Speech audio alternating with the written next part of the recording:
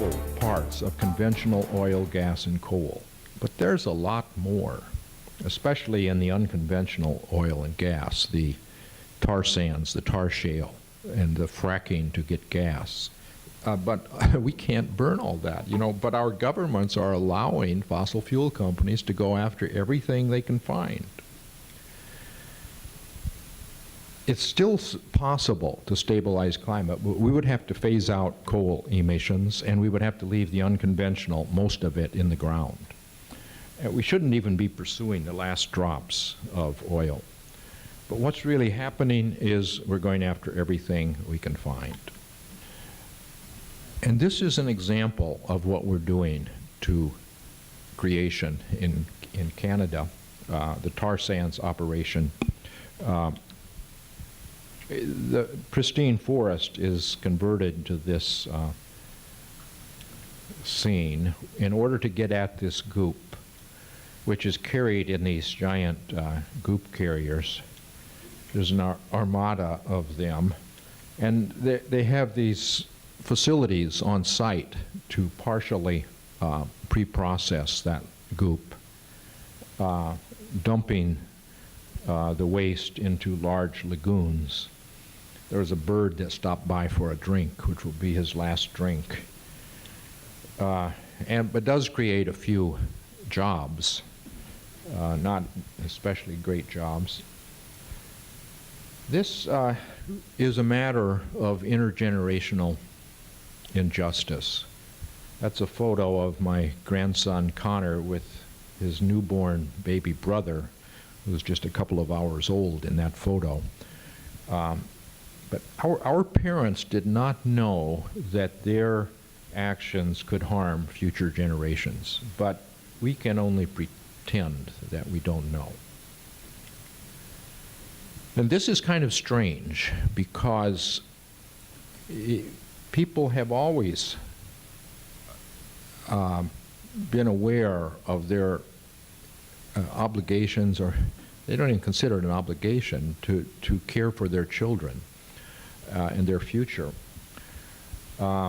Native Americans talk about obligation to the seventh generation, and religions talk about the duty to preserve creation. But governments are pretty much ignoring that. The problem is that fossil fuels seem to be the cheapest energy. They're not really cheapest, but they're subsidized. They do not pay their cost to society. The human health effects of air pollution and water pollution are borne entirely by the public. If your child gets asthma, you pay the bill. The government, fossil fuel companies don't pay for that. The climate damages that occur with the extreme events that we're getting more and more of, and which will be much greater in the future, are not borne by the fossil fuel companies. They're either borne by the victims or by the governments that come to their rescue, which means taxpayers. So what's needed is to make fossil fuels pay their cost to society. We should be collecting a fee from fossil fuel companies across the board at the source, the domestic mine or the port of entry, and distribute that money equally to the public so everybody gets an equal amount. So it's a very simple system, and the person who does better than average in limiting his fossil fuel use will get more in the dividend than he pays in increased prices, and will have an enormous incentive to limit his fossil fuel use so that he can stay on the right side of the equation as that carbon fee continues to rise in the future. And that would provide a great incentive for entrepreneurs to develop clean energies, products that use little or no fossil fuels. And in this way, we could phase out fossil fuels. And this would be a transparent, market-based system which does not enlarge government and leaves the energy choices to individuals. So this is a conservative plan, and it's the only way that we can phase out fossil fuels. It would stimulate the economy, and solve our fossil fuel addiction. And this is the only viable international approach. You can't use a Kyoto Protocol approach where you have to ask each nation to set some target and then they decide they don't want to meet it. And you have offsets which are hokey. You have to, if the United States would have a rising carbon price and China would agree to have a rising carbon price, and of those two nations, the one that's ready to do that is China. But if we had such an agreement, then we could have border duties on products from nations that do not have a carbon price, and that would be an enormous incentive for those other countries to have their own rising carbon price so that they could collect the money themselves rather than us collect it at our borders. So the problem is solvable, but people have to understand what is actually going on.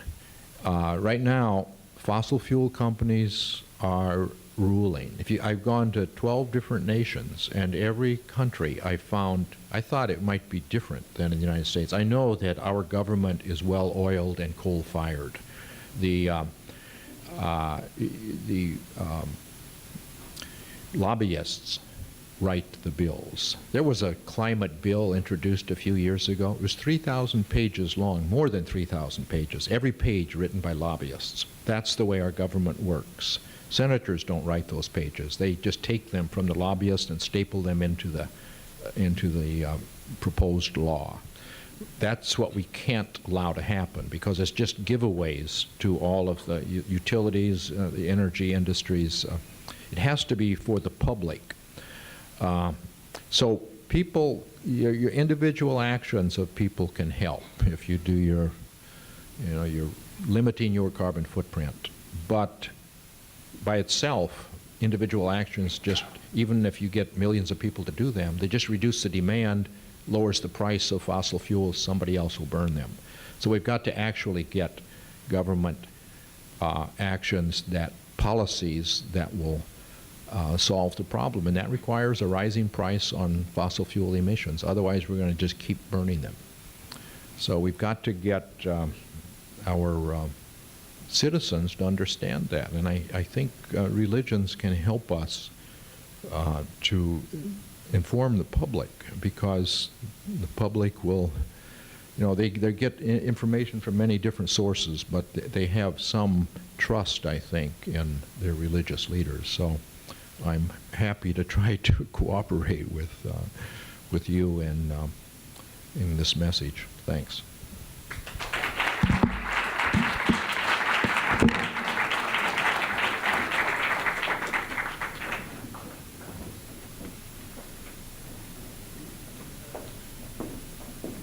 We have time for one question. If someone would like to ask you to Dr. Hansen, we have to move to the next part.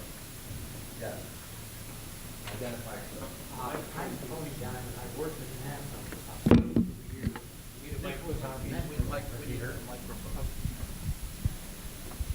I'm Tony Diamond. I worked at NASA for 42 years, and this was my mentor, Dr. James Hansen, who is the director of the Goddard Institute of Space Sciences in New York, was giving us this information 40 years ago. But we still aren't. But I do want to ask the one question: how much pressure did you get from the federal government to keep you off the airways? We heard it at NASA headquarters, so you can't deny it. There were, after I gave a talk at the AGU meeting in 2005, was it? Yeah, 2005. There were some calls from the White House to NASA headquarters.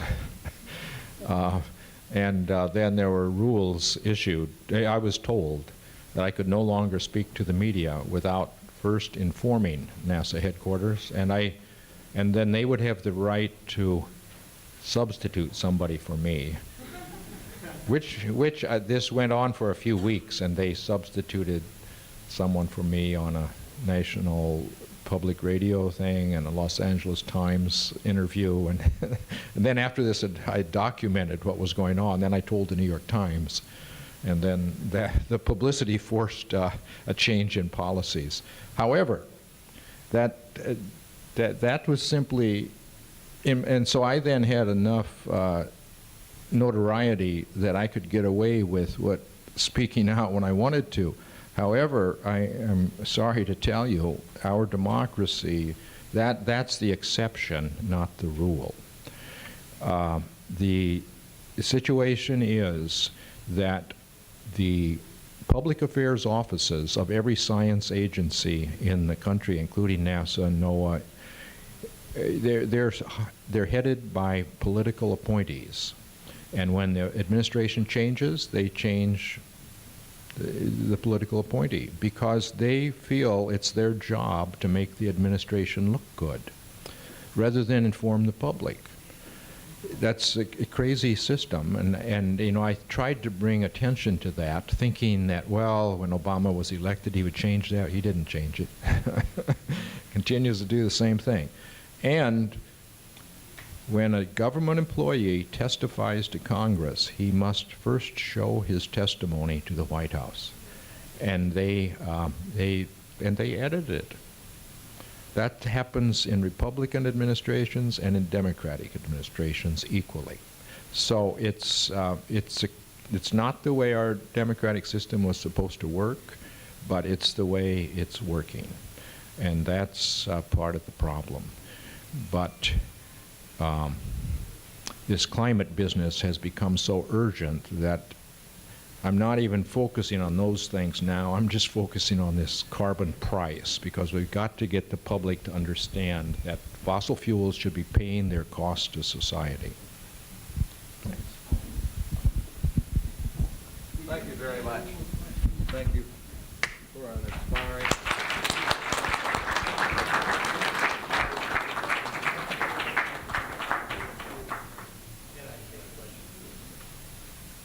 We have to stay on time. Our next speaker is one of the most insightful psychiatrists in America. He's a medical doctor, an analyst of personality. And to highlight that, she once received a phone call from the CIA. And the invitation was to do a personality profile of the world's leaders. She's back in private practice, but she put together a team of medical doctors, of scientists, of generals to assess the seriousness of the climate problem, and she produced a working paper called The Effects of Climate Change. I want to introduce Dr. Lisa Van Susteren. Please, next one. Is that okay? Thank you, Fred. Can we take the lights down a little bit? So that otherwise I'm afraid it's going to be too dark. I do want to say thank you so much for having me here today. I am very honored to be here. And Patriarch Bartholomew, your work is so inspiring to us. We're very grateful to you. Archbishop, oh. I'm sorry. It's all right.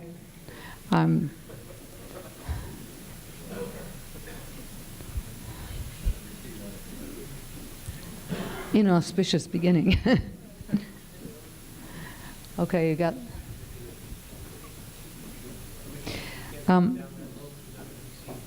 Sorry? We need some lights on the podium, Okay. either so we can see the speaker. All right. That's good. Thank you. All right.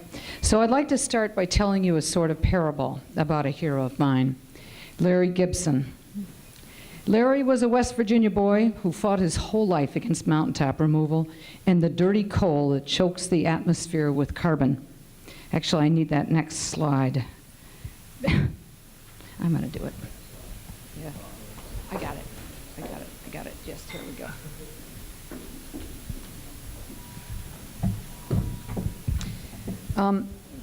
The last time I was here, I bumped into Larry pounding home the message that mountains, once brimming with abundance, were being blown up into lifeless moonscape for their coal. That with the sun and wind for energy, no one even needs. Larry lived in a tiny house on a green oasis in the middle of that moonscape. Staring out from the lushness of his place into the ruins, he would say, "Gosh, don't anybody know what they're doing out here?" Larry hung on to his land through shootings, robberies, threats, and offers of money for 30 years. Legions of activists grew bold seeing Larry's courage. You could see Larry's values because what he said and how he lived were one and the same. It's not complicated, he would say. What they are doing is wrong. Every major religion and spiritual tradition has spoken out about the responsibility we have to be good stewards of the earth. In anybody's book, what we are doing to the planet is wrong. If ever there was a community with the moral standing to end the violence against nature, you are that community. A lot has been said about the physical impacts of climate change, little about the psychological toll. We are seeing right now a full range of psychiatric conditions associated with climate change. People are depressed, angry, and scared. They have phobias about weather. Particularly in the aftermath of extreme weather events, we see depressive states, anxiety disorders, post-traumatic stress disorders, substance abuse. The link between hot weather, extreme weather events, and crime is known. For each standard deviation of increased temperature and rainfall, a corresponding 14% uptick in conflict between groups and a 4% uptick between individuals. This is true across all regions and ethnicities. Next slide. In our communities, we already see rising aggression, murders, suicides, assaults, and domestic violence. Over time, we can expect to see a declining capacity of government to respond to crisis. Storms like Sandy, Katrina, now Yolanda in the Philippines, shattering communities. We can expect to see fights over essentials, water, and food. The water wars have already started, and with each 1 degree rise in temperature, a 10% decline in agricultural output. It's hunger. Who will be hurt the most? Many children are very aware that the window of opportunity to stop the worst of the impacts of climate change is closing. Drought-hammered Australia provides a glimpse. A research survey shows that 25% were so troubled about the state of the world that they believe it will come to an end before they get old. Reports abound of children crying, worrying about animals, knowing about extinction, having problems sleeping, asking their parents why they can't do more. In the first publicized climate change delusion, a depressed 17-year-old boy was hospitalized after refusing to drink water, fearing it would bring about millions of deaths. The doctor who treated him has seen other children suffering from climate-related anxiety disorders. Others, especially at risk, the elderly, the poor, people with pre-existing mental health needs. The American Psychological Association notes that the effects of climate change will be disproportionately felt by already vulnerable communities, people who have serious pre-existing mental health problems, a full 10% of the population. Also especially at risk, all the people living along our densely populated rivers and coasts, the bullseye of storms and sea level rise. Next slide. The LA Times got up close to the psychological toll. From this account in Australia, often the example when we ask what global warming will look like. Meet this farmer. Frank Eddy pulled off his dusty boots and slid into a chair, taking his place at the dining room table.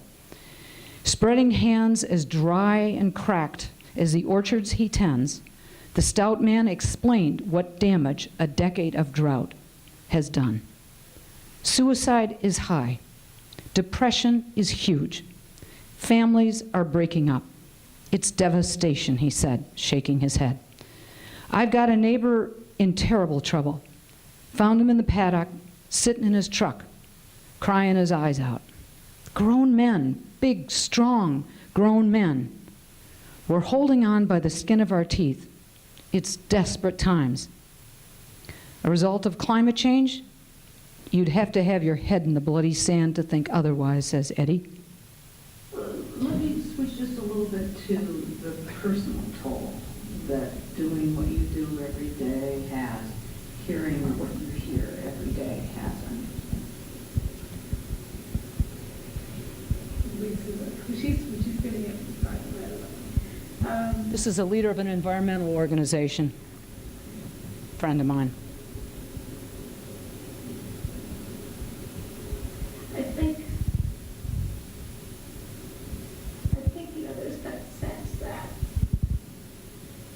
no matter how hard you work, no matter how hard you try, you're living in a parallel universe where some people see it and some people get it, and most of us don't. And that is extremely upsetting because you can't be headed straight off a cliff and have everybody look around you and say, we don't have the boat to stop the car from heading off the cliff. That's what we get all the time. What you're describing is politically impossible. And what we're saying is, no, what you're describing is absolutely untenable because it's the end of life on planet Earth as we know it. That's what the scientists are telling us. Those are the facts. We're past the point of disinformation and misinformation. And the reality is that people are still asleep. So, how do we deal with the fact that some people are still asleep? There's some special case deniers that I'd like to point out to you first. There's not a lot you can do, but I do want to forewarn you. They're the social pressure deniers. When people belong to a group of other climate deniers, they are very unlikely to change their minds, even with new data, because staying a member in good standing requires that you agree with the group. Then there are my favorites, my personal favorites, the Marlboro Man deniers. These are the people who get huffy, hostile, at the mention of concerns about climate. Talking about being fearful is experienced as a challenge to their male pride. Only a wimp would be afraid of Mother Nature, right? Then in a class by themselves, the pathological deniers, and I'm going to call their names out. Those denying out of greed or for the sole purpose of maintaining power. The likes of the Koch brothers, the Inhofes of the world.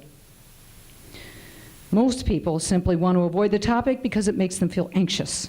When the realities are front and center in our consciousness, it's hard. So we bury these thoughts. These are the people who will wave off a discussion about climate change as too depressing, or they will downplay the urgency. They don't want to fully know the dangers, nor the role their inaction might be playing. Often, too, people have little idea of the extent to which the drip, drip, drip of climate doom has seeped into their psyches and the anxiety this creates about the future. They can't put their finger on the source, or they blame it on other things. Repression kicks in. When asked about it, they say they don't feel anxious. So I don't believe for a second findings that suggest concern is declining. It's just being buried. Attempts to cope can turn into problematic symptoms, turning climate anxiety into full-blown psychiatric disorders. Accepting to be fully conscious of what is happening will help us to find the spirit to do what it takes and to become the empowered stewards we are meant to be. American flags fly high in communities after an extreme weather event, and people bravely talk about how they will rebuild. But as we struggle to clean up, replant, feed, and provide basic and emergency services, who will pay? Funding for the needy, the sick, and the vulnerable are often the first to go, with mental health services at the very top of the cuts. Solastalgia is a new term to know. It is the painful condition associated with seeing lands that gave the treasured sense of home, now lost or irreparably damaged from environmental degradation. The reality right now is that corporate interests and politics have been put ahead of our welfare. When climate disasters are no longer thought of simply as acts of God or nature, but tied to the actions of humans, putting events behind us will be more difficult. Harm from an intentional act is much harder to get over than harm coming from something that happens accidentally. Our progeny will know that we knew harm was coming to them and that we failed to take the right action anyway. Or will they know that we changed course and saved them? As resources become scarcer, the competition for them will become fiercer. Fragile nations will be destabilized. Some will fail. Oops. We need to go back. I should have looked up. Yeah, that's the slide. A secret document from the Pentagon sent to Bush in 2004 said global warming will destroy us. It is a greater risk to our national security than terrorism. The Central Intelligence Agency now has a Center for Climate Change and National Security. Over time, we could see a rise of authoritarian government. In times of crisis, people regress. They look for people perceived to be strong leaders and will give up freedoms for promises of safety. The most aggressive people can do well under conditions like this. Heaven help us from the tyrants this could unleash.